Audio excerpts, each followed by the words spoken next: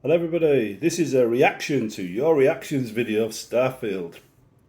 Now, I've been seeing news and clips and videos of what people have said, and half of the community are kicking off that it's a bit generic and same as other big games. I mean, I've commented on the similarity between Starfield and No Man's Sky, and others are complaining that it isn't the game that they wanted. There's one guy, for instance, who wanted planetary landings, which I didn't think was unfair. I thought that was quite a fair comment for a space game. But I think we need to keep sight of what games Bethesda make, because they don't make space games. Not yet, anyway. Right, so I mean, most of the action on these games are going to be on a planet, right?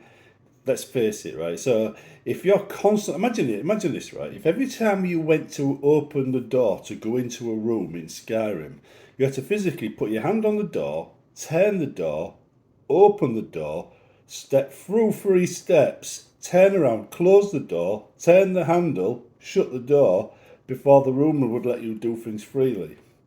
Imagine that every time you went to the room, a cave, anywhere. That's what we're looking at with planetary landings in a game like what Bethesda make. We're pretty much going to be doing certain things all the time.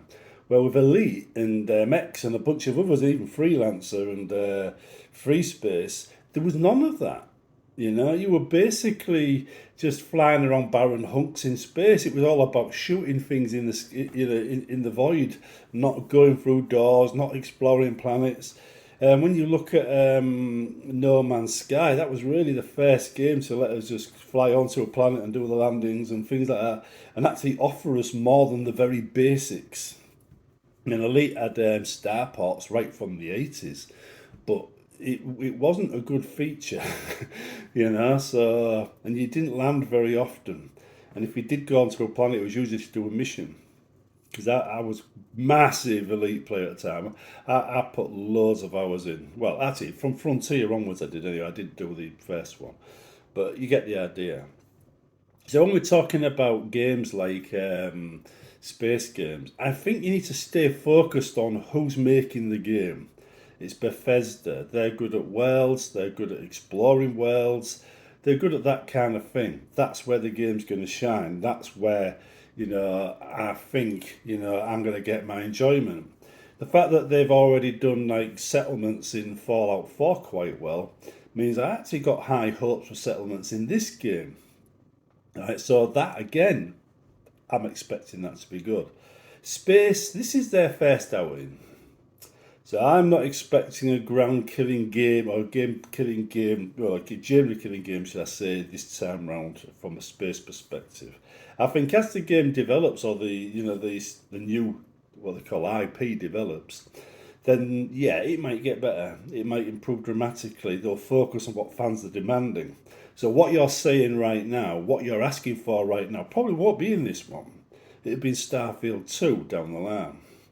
So it's important that we say, yeah, we want to see this, we want to see that, we want that, because Bethesda will know what the direction fans want the game to go in. On the other hand, though, I think it's a mistake to expect everything in the first game, because they're already trying to cram so much into this game. And the other thing is, people complain about the creation kit, or the creation kit engine, or the creation engine. Again, I've made videos about this. I think they're completely wrong, right? They're trying to turn Bethesda's games into a shooter.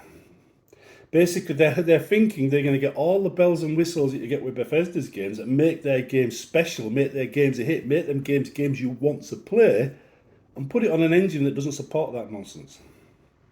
Right? If you get a faster engine, you're going to lose a lot of the detail that makes their game special. You're going to end up with Doom. You're going to end up with Quake, right? Imagine Skyrim Quake, Skyrim Doom. Who would buy that game? If there were Bethesda fans, I wouldn't buy that game. I haven't brought any of the Doom games. So why would I buy a Skyrim dragon killing action RPG when there's no RPG elements that are worth it? It'd be like Obsidian. Most of their rooms are sealed until a quest opens them. So you can't just randomly explore places like you can with Bethesda's games, because they leave everything open. It's always like, well, that castle, you can't get in until we say so. Okay. Well, Bethesda usually can. I mean, Opposite Down are really bad for that, and they're really bad for balance as well. They don't really think about balance. I mean, their games are usually so far off from one section to another section. It's almost like they had two teams working on the same game and they didn't communicate with each other. But anyhow, with Bethesda, they do games a certain way, and that requires an engine that supports the kind of games they produce. And quite frankly, right, other engines don't support it in the same level of detail. People say we love Skyrim, but we want to change it to a game we won't like because that engine looks good and yours doesn't.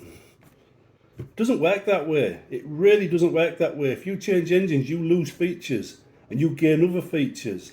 And if you gain too many new features and lose too many old features, you've not got the same game anymore. You've got a completely different game. And this is what people tend to forget, especially non-modders. I look at an Unreal Engine, I think, how would I make Return to Helgen on that engine? And the answer is with great difficulty.